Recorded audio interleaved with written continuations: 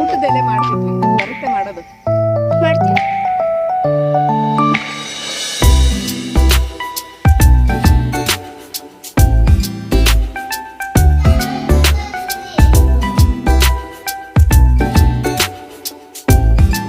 Hello everyone, welcome back to our channel Chandra's home world. ಆರೋಗ್ಯವಾಗಿ ಜೀವಿಸಲು ಈ ರೀತಿಯ ಹೋಮ್ ಮೇಕಿಂಗ್ ತುಂಬಾ ಮುಖ್ಯ. ಈ ಒಂದು ವಿಡಿಯೋದಲ್ಲಿ ಮಾರ್ನಿಂಗ್ ಟು ನೈಟ್ ರೊಟೀನ್ನ ಶೇರ್ ಮಾಡ್ತಾ ಇದ್ದೀನಿ. ಹೆಲ್ತಿ ಲೈಫ್ ಸ್ಟೈಲ್ನ ಲೀಡ್ ಮಾಡಬೇಕು, ಆರೋಗ್ಯವಾಗಿ ಇರಬೇಕು ಅಂತ ಅಂದವರು ಆದಷ್ಟು ಈ ಒಂದು ವಿಡಿಯೋನ ಎಲ್ಲೂ ಸ್ಕಿಪ್ ಮಾಡಿದಿರ ಕೊನೆವರೆಗೂ ನೋಡ್ತಾ ಹೋಗಿ. ವಿಡಿಯೋ ನೋಡೋದಕ್ಕಿಂತ ಮುಂಚೆ ನೀವೇನಾದ್ರು ನಮ್ಮ ಚಾನಲ್ನ ಫಸ್ಟ್ ಟೈಮ್ ವಿಸಿಟ್ ಮಾಡ್ತಾ ಇದ್ರೆ ಈಗಲೇ ಸಬ್ಸ್ಕ್ರೈಬ್ ಮಾಡಿಕೊಂಡು ಪಕ್ಕದಲ್ಲಿರುವಂಥ ಬೆಲ್ ಐಕನ್ನ ಕ್ಲಿಕ್ ಮಾಡಿ. ಬೆಲ್ ಐಕನ್ ಕ್ಲಿಕ್ ಮಾಡಿ ಆಲೋನೋ ಆಪ್ಷನ್ ಕ್ಲಿಕ್ ಮಾಡೋದ್ರಿಂದ ನಾನು ನೆಕ್ಸ್ಟ್ ವಿಡಿಯೋ ಹಾಕಿದ ಕೂಡಲೇ ನಿಮಗೆ ನೋಟಿಫಿಕೇಶನ್ಸ್ ಅನ್ನೋದು ಬರುತ್ತೆ. ನೀವೇ ಫಸ್ಟಾಗಿ ನಮ್ಮ ವಿಡಿಯೋಸ್ನ ನೋಡ್ಬೋದು. Without delay let's start the video. Morning ವಾಕಿಂದನೇ ವ್ಲಾಗ್ನ ಸ್ಟಾರ್ಟ್ ಮಾಡಿದ್ದೀನಿ. ಆರೋಗ್ಯವಾಗಿರುವಂಥ ಜೀವನಕ್ಕಾಗಿ ಅಟ್ ಪ್ರೆಸೆಂಟ್ ವಾಕಿಂಗ್ ಅನ್ನೋದು ತುಂಬಾ ಮ್ಯಾಟರ್ ಆಗುತ್ತೆ ಅಲ್ವಾ.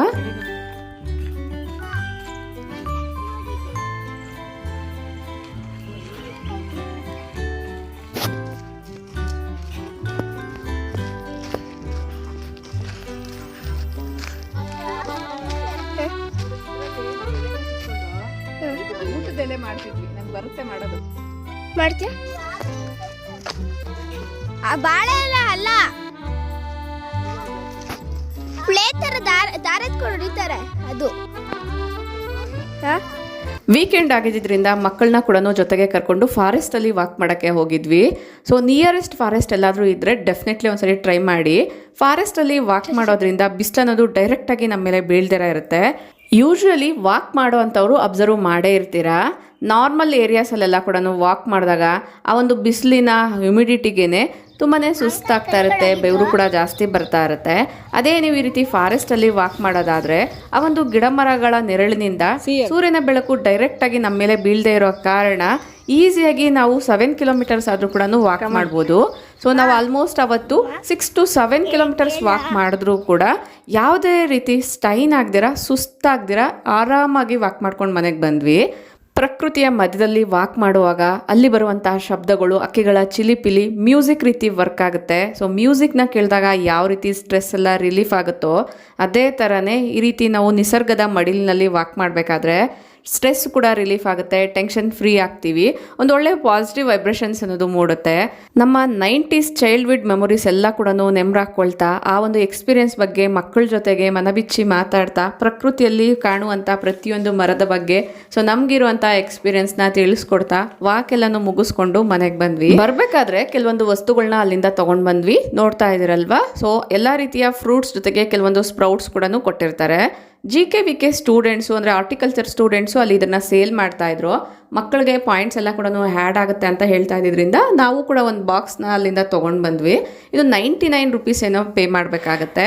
ಬಟ್ ಇದನ್ನು ಮಂತ್ಲಿ ಸಬ್ಸ್ಕ್ರಿಪ್ಷನಲ್ಲಿ ತಗೊಳ್ಳೋದಾದರೆ 10 ರುಪೀಸ್ ಏನೋ ಕಡಿಮೆ ಬೀಳುತ್ತೆ ಅಂತ ಹೇಳ್ತಿದ್ರು. ಪ್ರತಿನಿತ್ಯ ಮನೆ ಹತ್ರನೇ ಡೆಲಿವರಿ ಮಾಡೋದ್ರಿಂದ ವರ್ಕಿಂಗ್ ಪೀಪಲ್ಗೆ ಇದು ಒಳ್ಳೆ ಆಪ್ಷನ್ ಅಂತಲೇ ಹೇಳ್ಬೋದು.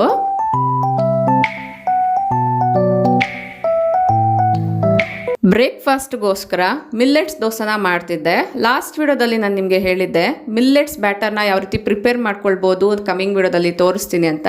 ನೋಡ್ತಾ ಇದ್ದೀರಲ್ವಾ, ಕೋಡೋ ಮಿಲ್ಲೆಟ್ ಅಥವಾ ಅರಕ ಅಂತ ಹೇಳ್ತಾರೆ. ನಾನು ಈ ಒಂದು ಮಿಲ್ಲೆಟ್ನ ಯೂಸ್ ಮಾಡ್ತಾ ಇದ್ದೀನಿ. ಇದ್ರ ಬದಲಾಗಿ ನೀವು ಮಿಕ್ಸ್ಡ್ ಮಿಲ್ಲೆಟ್ಸ್ ಬೇಕಾದರೆ ಯೂಸ್ ಮಾಡ್ಕೊಳ್ಬೋದು.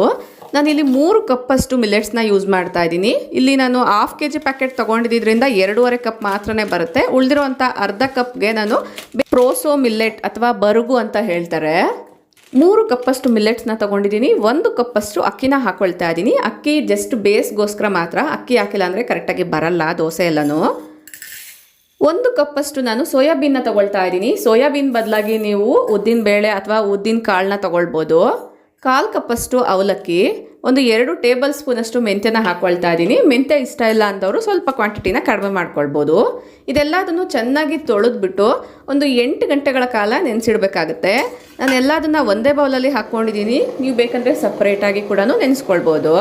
ಈಗ ನಾನು ಗ್ರೈಂಡರ್ಗೆ ಹಾಕ್ಕೊಂಡು ಈ ರೀತಿ ಬ್ಯಾಟರ್ನ ರೆಡಿ ಮಾಡ್ಕೊಂಡಿದ್ದೀನಿ. ಬೇಸಿಗೆ ಆಗಿರೋದ್ರಿಂದ ಬ್ಯಾಟರ್ ತುಂಬಾ ಹುಳಿ ಬರುತ್ತೆ. ಓವರ್ ಫರ್ಮೆಂಟೇಷನ್ನ ಅವಾಯ್ಡ್ ಮಾಡೋದಕ್ಕೋಸ್ಕರ ನಾನಿಲ್ಲಿ ವೀಳ್ಯದೆಲೆನ ಹಾಕ್ತಾ ಇದ್ದೀನಿ.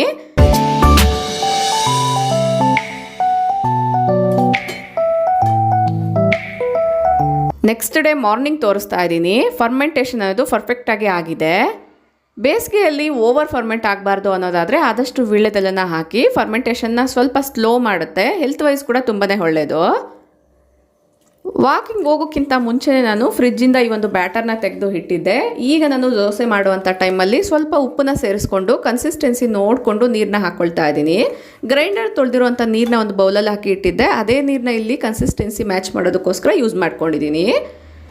ಮೈಕ್ರೋವೇವಲ್ಲಿ ಕಡಲೆಬೀಜನ ಹುರಿದಿಟ್ಬಿಟ್ಟು ಹೋಗಿದ್ದೆ. ಅದು ಪೂರ್ತಿ ತಣ್ಣಗಾಗಿದೆ. ಚಟ್ನಿ ಮಾಡೋದಕ್ಕೋಸ್ಕರ ಈ ಒಂದು ಕಡಲೆಬೀಜನ ನಾನು ಇಲ್ಲಿ ಯೂಸ್ ಮಾಡ್ಕೊಳ್ತಾ ಇದ್ದೀನಿ. ಬಟ್ ಚಟ್ನಿ ರೆಸಿಪಿನ ಇಲ್ಲಿ ಶೇರ್ ಮಾಡ್ತಾ ಇಲ್ಲ. ನಾನಿಲ್ಲಿ ಕಾಸ್ಟ್ ಐರನ್ ತವ ಮೇಲೆ ದೋಸೆನ ಹಾಕ್ತಾ ಇದ್ದೀನಿ. ತುಂಬಾ ಪರ್ಫೆಕ್ಟಾಗಿ ಬರ್ತಾ ಇದೆ. ನಿಮ್ಗೇನಾದರೂ ಈ ಒಂದು ಬ್ಯಾಟರಿಂದ ದೋಸೆ ಇನ್ನೂ ಗರಿ ಗರಿಯಾಗಿ ಬರಬೇಕು ಅನ್ನೋದಾದರೆ ನೀವು ಆದಷ್ಟು ಅವಲಕ್ಕಿನ ಸ್ಕಿಪ್ ಮಾಡಿದ್ರೆ ಬೆಟರು.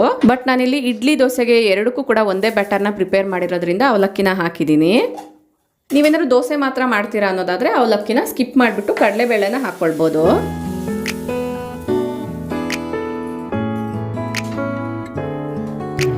ನೋಡ್ತಾ ಇದ್ದೀರಲ್ಲ, ದೋಸೆ ತುಂಬ ಪರ್ಫೆಕ್ಟಾಗಿ ಬರ್ತಾ ಇದೆ. ಇನ್ನೊಂದು ಕಡೆ ನಾನು ಮೊಸರು ಮಾಡೋದಕ್ಕೋಸ್ಕರ ಚೆನ್ನಾಗಿ ಕಾಯಿಸಿರುವಂಥ ಹಾಲನ್ನ ಸೆರಾಮಿಕ್ ಪಾತ್ರೆಯಲ್ಲಿ ಹಾಕಿ ಸ್ವಲ್ಪ ಉಗುರು ಬೆಚ್ಚಗೆ ಆಗಲಿ ಅನ್ನೋದ್ರಿಂದ ಸೈಡ್ಗೆ ಇಡ್ತಾ ಇದ್ದೀನಿ.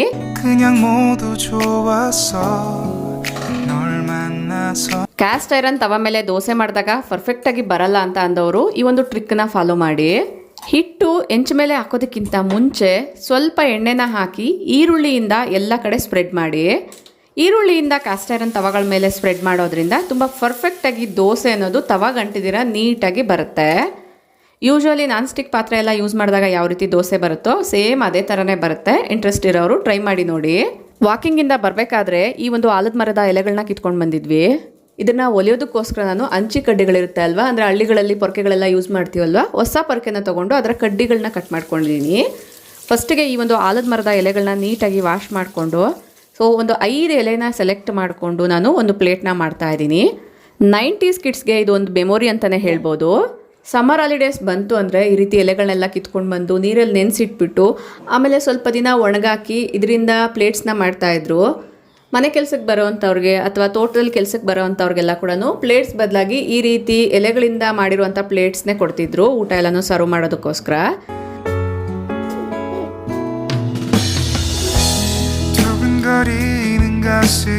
ಉಳಿದಿರುವಂಥ ಎಲೆಗಳಿಂದ ನಾನು ಇನ್ನೂ ಒಂದು ಪ್ಲೇಟ್ನ ಮಾಡ್ತಾ ಇದ್ದೀನಿ. ಬಟ್ ಮಕ್ಕಳಿದ್ದಾಗ ಅವ್ರ ಎದುರುಗಡೆ ಮಾಡಿದ್ರೆ ಅವ್ರಿಗೂ ಕೂಡ ಗೊತ್ತಾಗುತ್ತೆ ಅನ್ನೋದ್ರಿಂದ ಸೈಡ್ಗೆ ಇಟ್ಟಿದ್ದೀನಿ.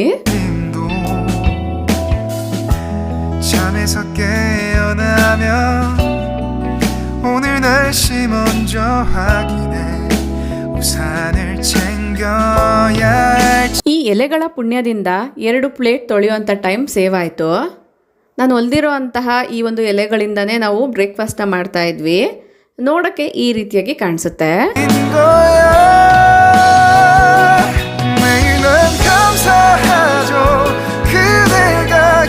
ಬಟ್ಟೆಗಳನ್ನ ವಾಶ್ಗೆ ಹಾಕೋದಕ್ಕೋಸ್ಕರ ವಾಷಿಂಗ್ ಮಿಷಿನ್ ಹತ್ರ ತೊಗೊಂಡು ಬಂದಿದ್ದೀನಿ. ಲಾಸ್ಟ್ ವಿಡಿಯೋಗೆ ನನಗೆ ಒಂದು ದೊಡ್ಡದಾಗಿರುವಂಥ ಕಮೆಂಟ್ ಬಂದಿತ್ತು.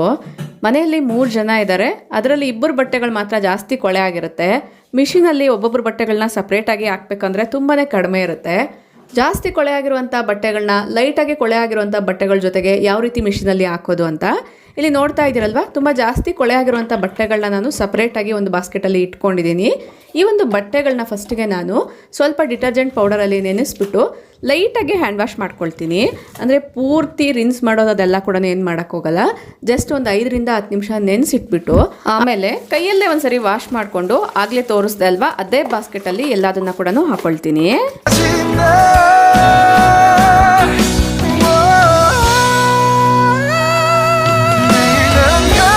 ಸೊ ಈಗ ಈ ಬಟ್ಟೆಗಳಲ್ಲಿರುವಂಥ ಕೊಳೆ ಎಲ್ಲನೂ ಹೋಗಿದೆ. ಈ ಬಟ್ಟೆಗಳನ್ನ ನಾನು ಡೈರೆಕ್ಟಾಗಿ ವಾಷಿಂಗ್ ಮಿಷಿನಲ್ಲಿ ಉಳಿದಿರುವಂಥ ಬಟ್ಟೆಗಳ ಜೊತೆಗೇ ಹಾಕಿ ವಾಶ್ ಮಾಡೋಕ್ಕೆ ಆಪ್ಷನ್ನ ಸೆಲೆಕ್ಟ್ ಮಾಡ್ಕೊಳ್ತೀನಿ. ಸೊ ಐ ಹೋಪ್ ನಿಮ್ಮ ಕ್ವಶನ್ಗೆ ಉತ್ತರ ಸಿಕ್ಕಿದೆ ಅಂತ ಅಂದ್ಕೊಳ್ತೀನಿ. ಇನ್ನೂ ಒಬ್ಬರು ಕಮೆಂಟ್ ಮಾಡಿದರು, ಮಕ್ಕಳ ಶೂಸು ಆಟ ಎಲ್ಲನೂ ಆಡಿದಾಗ ಅಂದರೆ ಸ್ಕೂಲಲ್ಲಿ ಆಟ ಎಲ್ಲನೂ ಆಡಬೇಕಾದ್ರೆ ತುಂಬಾ ಡರ್ಟಿ ಆಗುತ್ತೆ, ಅದನ್ನು ಯಾವ ರೀತಿ ಕ್ಲೀನ್ ಮಾಡೋದು ತೋರಿಸಿ ಅಂತ. ಅದನ್ನು ಕೂಡ ಇದೇ ವಿಡಿಯೋದಲ್ಲಿ ತೋರಿಸ್ತೀನಿ. ಆದಷ್ಟು ವಿಡಿಯೋನ ಎಲ್ಲೂ ಸ್ಕಿಪ್ ಮಾಡಿದರೆ ಕೊನೆವರೆಗೂ ನೋಡ್ತಾ ಹೋಗಿ. ಫಸ್ಟಿಗೆ ನಾನು ಶೂಸ್ ಎಲ್ಲ ಕೂಡ ಡಿಟರ್ಜೆಂಟ್ ವಾಟರಲ್ಲಿ ಸೋಕ್ ಮಾಡೋಕ್ಕೆ ಬಿಡ್ತಾ ಇದ್ದೀನಿ. ಶೂಸ್ ಎಲ್ಲನೂ ಹಾಕಿದಾಗ ಸೊ ಎಷ್ಟೇ ನೆನೆಸಿದ್ರು ಕೂಡ ಮೇಲೆ ಬಂದುಬಿಡ್ತಾ ಇರುತ್ತೆ ವೆಯ್ಟ್ಲೆಸ್ ಇರೋದ್ರಿಂದ. ಸೊ ಅದಕ್ಕೋಸ್ಕರ ನಾನು ಒಂದು ಟಬ್ಬಲ್ಲಿ ನೀರನ್ನ ತುಂಬಿಸ್ಬಿಟ್ಟು ನೆನೆಸಿರೋಂಥ ಶೂಸ್ ಮೇಲೆ ಇಡ್ತಾ ಇದ್ದೀನಿ.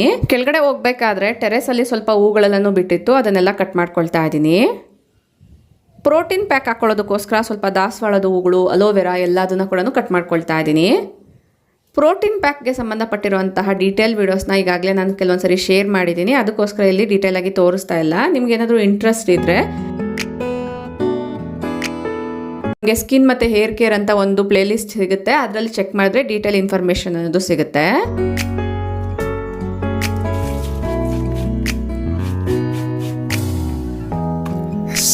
ಶೂಸ್ ಎಲ್ಲ ನೆನೆಸಿ ಒಂದು 1/2 hour to 1 hour ಆದಮೇಲೆ ಈಗ ಎಲ್ಲದನ್ನ ಕೂಡ ವಾಶ್ ಮಾಡ್ಕೊಳ್ತಾ ಇದ್ದೀನಿ. ಫಸ್ಟಿಗೆ ನಾನು ಸಾಕ್ಸ್ನೆಲ್ಲ ವಾಶ್ ಮಾಡಿ ಒಣಗಾಕಕ್ಕೆ ಬಿಟ್ಟು ಮತ್ತೆ ಶೂಸ್ನ ವಾಶ್ ಮಾಡ್ಕೊಳ್ತೀನಿ.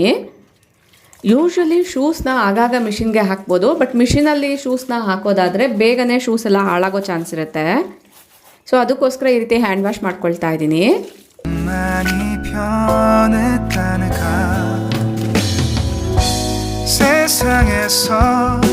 제일 행복한 순간 널 만나고 매일 겪게 돼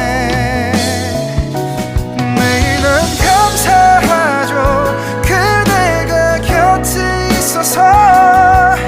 ನೆಕ್ಸ್ಟ್ ಈಗ ಸ್ಕೂಲ್ ಶೂಸ್ನ ಯಾವ ರೀತಿ ಕ್ಲೀನ್ ಮಾಡ್ತೀನಿ ಅಂತ ತೋರಿಸ್ತಾ ಇದ್ದೀನಿ. ನೋಡ್ತಾ ಇದ್ದೀರಲ್ಲ, ತುಂಬ ಧೂಳು ಅನ್ನೋದು ಆಗಿದೆ. ಫಸ್ಟಿಗೆ ನಾನು ಒಂದು ವೆಟ್ ಕ್ಲಾತಿಂದ ನೀಟಾಗಿ ಈ ರೀತಿ ಒರೆಸ್ಕೊಳ್ತೀನಿ. ಈ ರೀತಿ ಒರೆಸಿದಾಗ ಅದ್ರ ಮೇಲಿರುವಂಥ ಧೂಳೆಲ್ಲ ಕೂಡ ಈಸಿಯಾಗಿ ಬಂದ್ಬಿಡುತ್ತೆ. ಇನ್ನೂ ಎಕ್ಸ್ಟ್ರಾ ಏನಾದರೂ ಧೂಳಿದೆ ಅಂತ ಅನಿಸಿದ್ರೆ ಈ ರೀತಿ ಬ್ರಷ್ನ ಸಹಾಯದಿಂದ ಎಲ್ಲ ಕಡೆ ಕೂಡ ನೀಟಾಗಿ ಬ್ರಷ್ ಮಾಡ್ಕೊಳ್ತೀನಿ. ಒಂದು ವೇಳೆ ನಿಮ್ಮ ಹತ್ರ ಈ ರೀತಿ ಬ್ರಷ್ ಇಲ್ಲ ಅನ್ನೋದಾದರೆ ಟೂತ್ ಬ್ರಷ್ ಸಿಗುತ್ತೆ ಅಲ್ವಾ, ಈ ಒಂದು ಟೂತ್ ಬ್ರಷ್ನ ಕೂಡ ಯೂಸ್ ಮಾಡ್ಕೊಳ್ಬೋದು.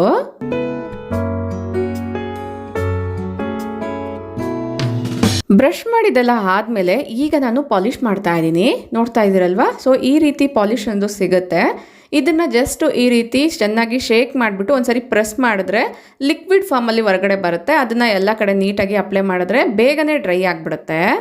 ಮಕ್ಕಳು ಕೂಡ ಈಸಿಯಾಗಿ ಈ ಒಂದು ಪಾಲಿಷ್ನ ಮಾಡ್ಕೊಳ್ಬೋದು. ಈ ಪಾಲಿಷ್ ತುಂಬ ಲೈಟಾಗಿರೋ ಕಾರಣ ಬೇಗನೆ ಶೂಸ್ ಅನ್ನೋದು ಡ್ರೈ ಆಗಿಬಿಡುತ್ತೆ. ವಿತಿನ್ 5 minutesಲ್ಲೇ ಪಾಲಿಷ್ ಆಗಿರುವಂಥ ಶೂಸ್ ರೆಡಿ ಆಗಿದೆ.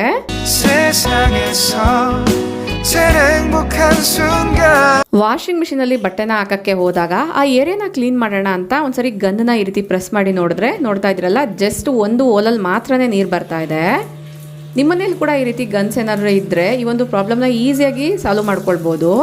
ವಿಡಿಯೋದಲ್ಲಿ ತೋರಿಸ್ದಂಗೆ ಫಸ್ಟಿಗೆ ಆ ಒಂದು ನಾಬ್ನ ಓಪನ್ ಮಾಡಬೇಕಾಗತ್ತೆ. ನೋಡ್ತಾ ಇದ್ದೀರಲ್ವಾ, ಈಗ ಒಂದು ಸೇಫ್ಟಿ ಪಿನ್ನ ತಗೊಂಡು ಆ ಹೋಲ್ಸಲ್ಲೆಲ್ಲ ಕೂಡ ಈ ರೀತಿ ಚುಚ್ಚಿದ್ರೆ ಅದರೊಳಗಡೆ ಬ್ಲಾಕ್ ಏನು ಆಗಿರುತ್ತೆ ಅದೆಲ್ಲ ಕೂಡ ಕ್ಲಿಯರ್ ಆಗುತ್ತೆ. ಹಾರ್ಡ್ ವಾಟರ್ ಪ್ರಾಬ್ಲಮ್ ಇರೋವಂಥವ್ರು ಮೇಯ್ನಾಗಿ ಈ ಒಂದು ಪ್ರಾಬ್ಲಮ್ನ ಫೇಸ್ ಮಾಡ್ತಾ ಇರ್ತೀರಾ. ಆಗಾಗ ಈ ರೀತಿ ನಾವು ಮಾಡ್ಕೊಳ್ಳೋದ್ರಿಂದ ಗನ್ನಲ್ಲಿ ಒಳಗಡೆ ಏನಿರುತ್ತೆ ಡಸ್ಟು ಅದೆಲ್ಲ ಕೂಡ ಕ್ಲಿಯರ್ ಆಗುತ್ತೆ. ಈಗ ಯಥಾ ಪ್ರಕಾರ ನೀಟಾಗಿ ಈ ಒಂದು ನಾಬ್ನ ಹಾಕಿ ತೋರಿಸ್ತಾ ಇದ್ದೀನಿ. ನೋಡ್ತಾ ಇದ್ದೀರಲ್ವಾ, ವಾಟರ್ ಎಷ್ಟು ನೀಟಾಗಿ ಬರ್ತಾ ಇದೆ ಅಂತ. ಐ ಹೋಪ್ ಡೆಫಿನೆಟ್ಲಿ ನಿಮಗೆ ಇದು ಯೂಸ್ಫುಲ್ ಆಗಿದೆ ಅಂತ ಅಂದ್ಕೊಳ್ತೀನಿ. ಇಷ್ಟ ಆದರೆ ಲೈಕ್ ಮಾಡಿ. ಅವತ್ತಿನ ದಿನ ಸಂಜೆನೆ ಈ ವರ್ಷದ ಮೊದಲನೇ ಮಳೆ, ತುಂಬ ಜೋರಾಗಿ ಮಳೆ ಬರ್ತಾ ಇದ್ದಿದ್ದರಿಂದ ಸೊ ನಾನು ಗಿಡಗಳನ್ನೆಲ್ಲ ಕೂಡ ಮಳೆ ನೀರಲ್ಲಿ ನೆನೆಯೋದಕ್ಕೋಸ್ಕರ ಇಡ್ತಾ ಇದ್ದೀನಿ.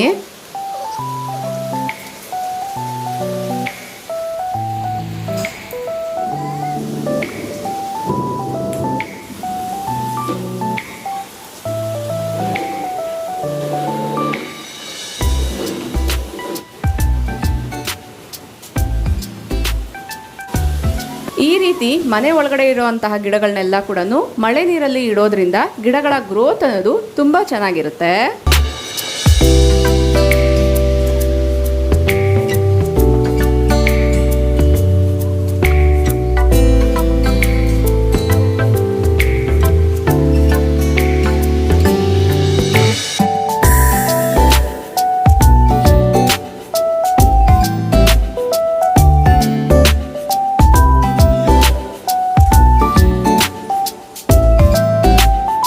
ಕಾರಿಡಾರಲ್ಲಿ ಅಥವಾ ಬಾಲ್ಕನಿಗಳಲ್ಲಿ ಈ ರೀತಿ ಗಿಡಗಳನ್ನೆಲ್ಲ ಇಟ್ಕೊಂಡಿದ್ದಾಗ ಸೊ ಮಳೆ ಬೀಳಬೇಕಾದ್ರೆ ನೀರೆಲ್ಲ ಕೂಡ ಅಲ್ಲಿ ಕಲೆಕ್ಟ್ ಆಗ್ತಾ ಇರುತ್ತೆ ಅಲ್ವಾ. ಅದನ್ನೆಲ್ಲ ತೆಗಿಬೇಕು ಅಂದರೆ ಪೊರಕೆ ಅವಶ್ಯಕತೆ ಇಲ್ದಿರನೇ ಈ ರೀತಿ ವೈಪರ್ ಸಹಾಯದಿಂದ ಎಲ್ಲ ನೀರನ್ನ ಕೂಡ ವೈಪೌಟ್ ಮಾಡ್ಬೋದು. ಈ ರೀತಿ ಮಾಡೋದ್ರಿಂದ ಬೇಗ ಕೂಡ ಡ್ರೈ ಆಗುತ್ತೆ.